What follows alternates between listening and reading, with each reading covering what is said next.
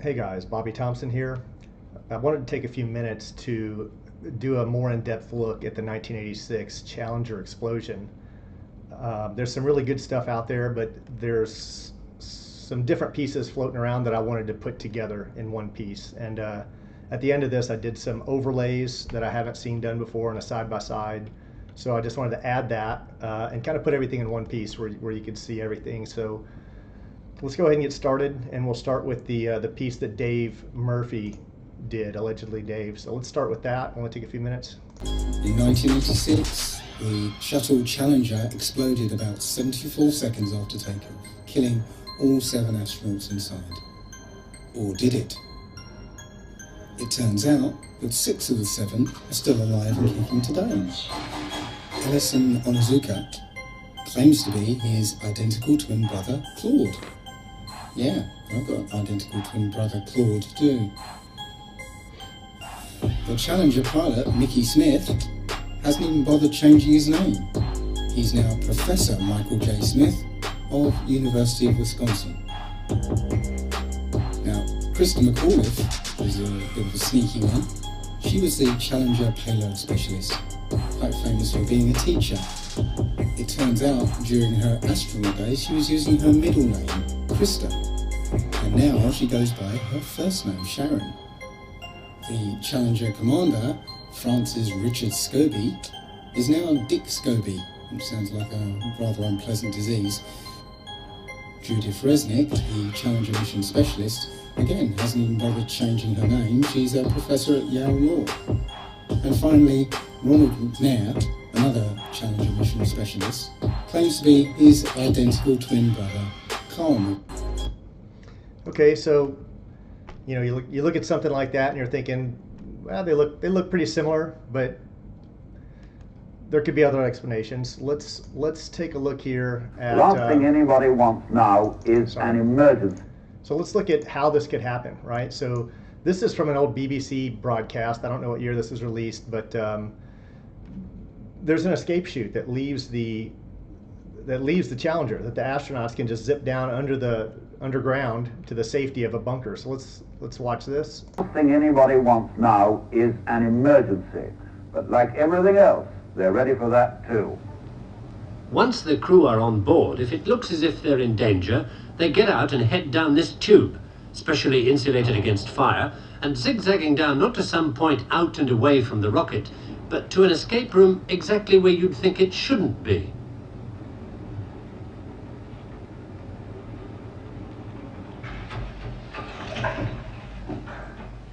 Three and a half minutes after they get the warning in the capsule, the crew would be down here in the blast escape room via that 200-foot escape tube, 40 feet below the base of the rocket. They find themselves in a totally rubber room, walls and floors, and they head for safety through a 6-inch steel door. Once they're behind that door, it doesn't matter what comes down this tube behind them.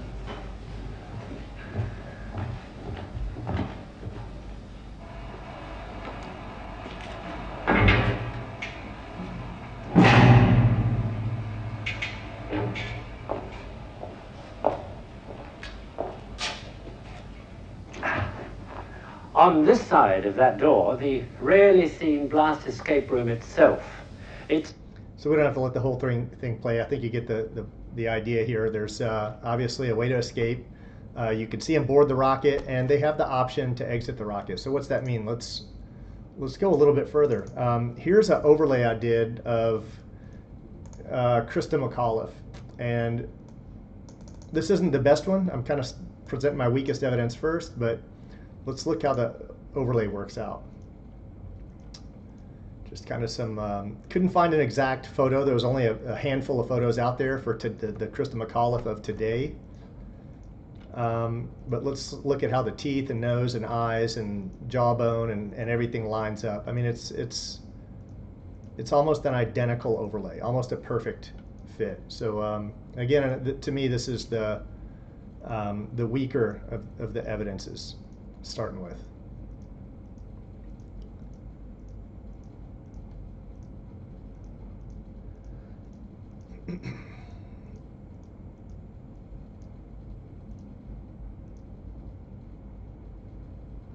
All right, so let's move on from Krista McAuliffe and let's look at Dick Scobie. Got the same messed up eyes. Now I had to flop the photo. I had to invert the photo, the NASA photo, to match the angle. So even doing that, you can see that it's still almost a perfect overlay, right? So the lazy eye on the right becomes the lazy eye on the left. So but still, you can see he's you know, looks like the same person to me.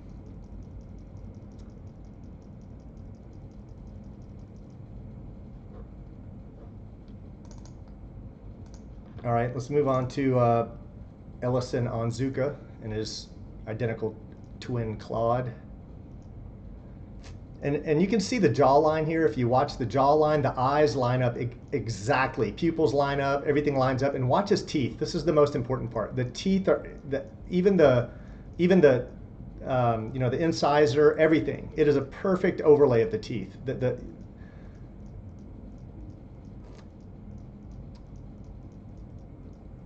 Got a pretty good angle on that photo. It was almost the same angle.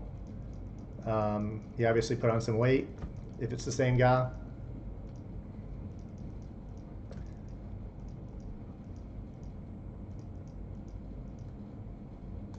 All right, let's look at Michael J. Smith.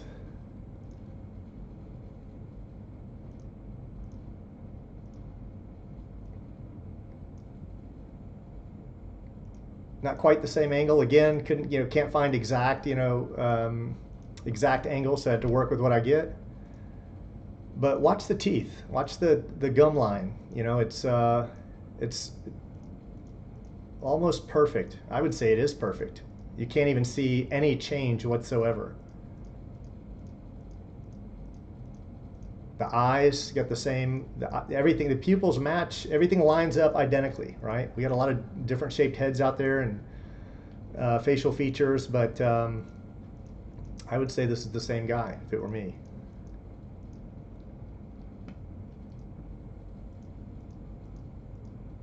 It's a perfect overlay.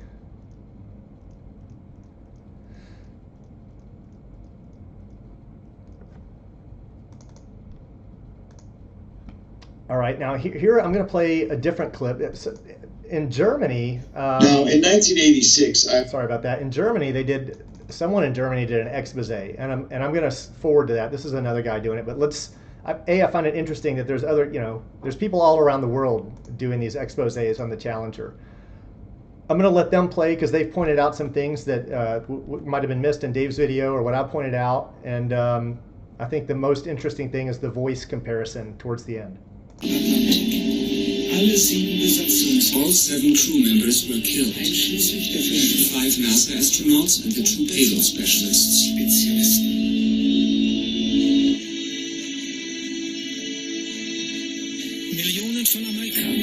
Millions of Americans, 17% of the total population, were watching the launch live on TV due to payload specialist Krista McAuliffe, the first teacher in space. The media coverage of the explosion was extensive. The study reveals that 85% of the Americans questioned had heard of the accident within the hour. The whole world was in a state of shock, and the whole world mourned and took part in the funerals of the space shuttle victims.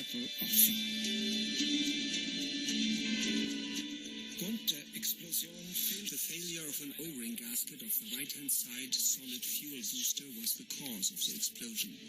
The shuttle did not dispose of an ejector seat system, and the impact on the ocean surface was too severe for anyone to survive. The catastrophe led to a 32-month pause in the NASA shuttle program, and by appointment of President Ronald Reagan. Second, Michael John Smith, pilot. Third, Ronald McNair, mission specialist. Fourth, Ellison Onzuka, mission specialist. Fifth, Judith Resnick, mission specialist. Sixth, Gregory Jarvis, payload specialist. 7th, Krista McAuliffe, payload specialist.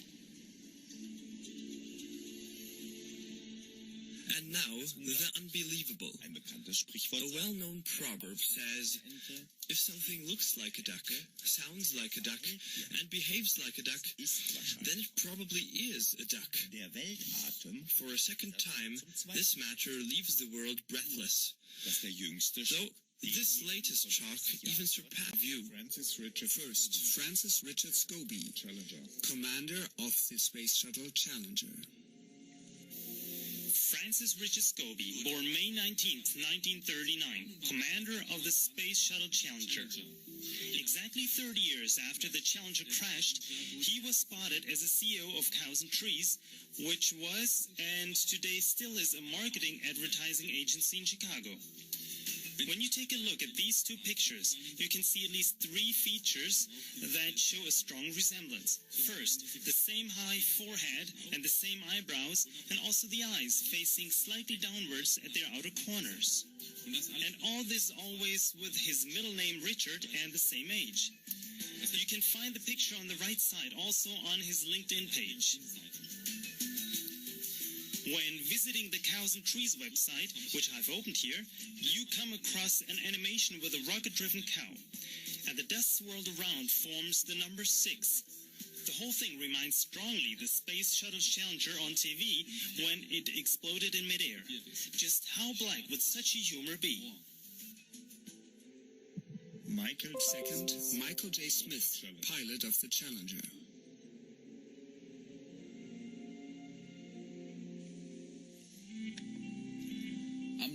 Born on the 13th of April 1945, pilot of the Challenger. Michael J. Smith, 41 years old when he lost his life 30 years ago because of the explosion. The man on the picture to the right also bears the name Michael John Smith, and he's exactly 30 years older now. The resemblance with the astronaut Michael John Smith is striking. The same horizontal eyebrows, the same grey-blue eyes, the same vertical indentation on the tip of his nose. We are talking of an emeritus professor for industry and system engineering at the University of Wisconsin-Madison. Michael John Smith email address is mjsmith@k.wisc.edu. Third, Ronald McNair, mission specialist of the Challenger. Born on October 21st, 1950, Ronald McNair was the second Afro-American astronaut with a doctor's degree in physics. The 66-year-old Carl McNair on the right looks just as Ronald would look today. One day, this fact attracted the attention of some American citizens. When addressing him about the astonishing resemblance, it is said that he responded spontaneously that he was the twin brother of the killed astronaut. As the resemblance was more than striking in every aspect, some fellow citizens began to doubt this assertion. Because they did not just want to put out empty allegations, they began to investigate. Previously, it was not known that the late Ronald McNair had a twin brother. However, there was a lot to discover about Carl McNair. For example, that he is an author, an educational consultant, and an inspired speaker. That he is the founder and retired president of the Ronald E. McNair Foundation, which he had established in honor of his deceased brother. One detail, however, could not be clarified at the time of that investigation. There are no indications for a twin brother of Ronald McNair named Carl from before 1986. Here's the report of the research of a free journalist. On Ancestry.com, I've performed a search for a Carl McNair, who claims to be the brother of the astronaut Ronald McNair. Carl S. McNair's LinkedIn page mentions December 16th as his birthday. On Wikipedia, Ronald McNair's parents are Carl C. and Pearl M. McNair. So I searched Ancestry.com for any birth or baptism records for a Carl McNair born on December 16th, whose whose father is Carl McNair and Pearl McNair, his mother. Search results. In the birth certificates of Texas between 1903 and 1932, there's only the record of Herschel John McNair, born on October 12th in Rushwood, Upshur, whose father's name was William McNair and his mother's was Pearl McNair. In other words, according to Ancestry.com, there's no Carl McNair, brother of Ronald McNair. Identical twins that never spoke at their funerals. That's the big one. If these people truly did have identical twins, why didn't any of these people speak, give the eulogy, anything at their funerals? But they're still alive today. Think about that. Wow, that is such a brilliant... Right? I've never made a video Another mission specialist of the Challenger, Alison Onizuka, was the first Japanese-American astronaut. He too was supposed to have shown up in public after the Challenger catastrophe. When asked how on earth he could still be alive, he supposedly defended himself, pretending to be Claude, the twin brother of the deceased astronaut Alison Onizuka. As his assertion was not seen to be credible, some fellow citizens set out for research about the twin brother of the astronaut. The astronaut Alison Onizuka was born in Hawaii on the 24th of June. At the time of that research, there was no birth register containing a twin brother Claude. Claude allegedly claimed to be the younger brother of Alison Onizuka. If Alison was still alive today, he would look exactly like his younger brother Claude on this picture. The same eyebrows, same eyes, same crow's feet wrinkles, same nose, even the same hair parting. Claude Onizuka is a board member of the Department of Liquor Control, County of Hawaii, Hilo, Hawaii. Resulting from another more extensive research by an eyewitness. I also asked Ancestry.com to search for the birth records of a Claude Onizuka, the alleged brother of the astronaut Alison Onizuka. According to Wikipedia's entry on Alison Onizuka, his father was the late lamented Masamitsu Onizuka. His mother is Mitsu Onizuka. Result of the search: your search for Claude Onizuka returned 0 good matches. Here's the screenshot of the birth register.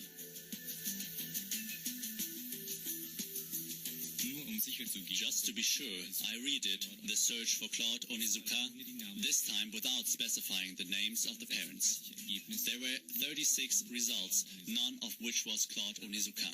In other words, according to Ancestry.com, at the time of this research, no one named Claude Onizuka had ever been born in the United States. Fifth, Judith Resnick, mission specialist of the Challenger.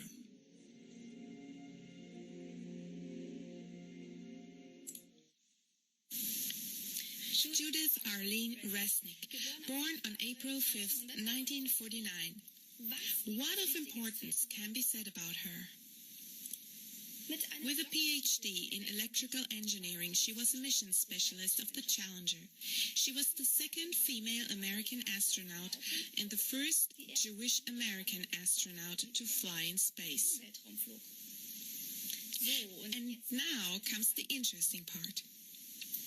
At Yale Law School, there is a chair held by a professor named Judith Resnick. The same name, this may occasionally happen. However, not only is it remarkable that now she is exactly 30 years older than the astronaut Judith Resnick when she was killed. She has exactly the same name, the same appearance, and the same voice as the deceased astronaut. And what is she doing at the Yale Law School?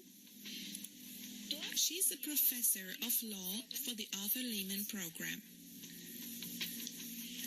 Now, let's return to compare the pictures. Like the astronaut Judith Resnick, this professor has dark, curly hair, dark eyes, the same shaped eyebrow, and the same lines on both sides of the face extending up from the jaw. What else can we see? Their mouth, the way they look, and their gestures are exactly the same. Here is another picture to compare. Look here at her mouth. The upper lip of both Judith Resnick's form a slight peak when they speak. Do you see this? And is all this at random or coincidental? Hereinafter, two elaborate investigations are presented about Judith Resnick as witness reports. Whoever compares the voices of astronaut Judith Resnick 30 years ago, along with Professor Judith Resnick, comes to the conclusion it's about one and the same woman. So let's finally listen to this voice comparison. Judith Resnick before and after 30 years. Well, I too am glad to be here one more time, and I am hoping that the affliction that Steve Hawley had from the 41D mission specialist of the delays hasn't rubbed off on me. And there were fewer than 40 federal judges around the United States, and they didn't need a building of their own. They were tucked into facilities like this. And, of course, what the U.S. government did was this was a form of tax, and Marine Hospitals health care. And I think the guys behind me are hoping that it hasn't also. Otherwise, they might throw me. Of course, is the Civil War, and with the Civil War and the North conquest of the South. Otherwise, they might throw me off the flight. The U.S. federal government owned and I will now introduce about 50 buildings around the entire hoping that it has, United they might States. Throw me and off none of the flight. Are all these inconsistencies pure coincidences, or is it about a worldwide deception of enormous proportions?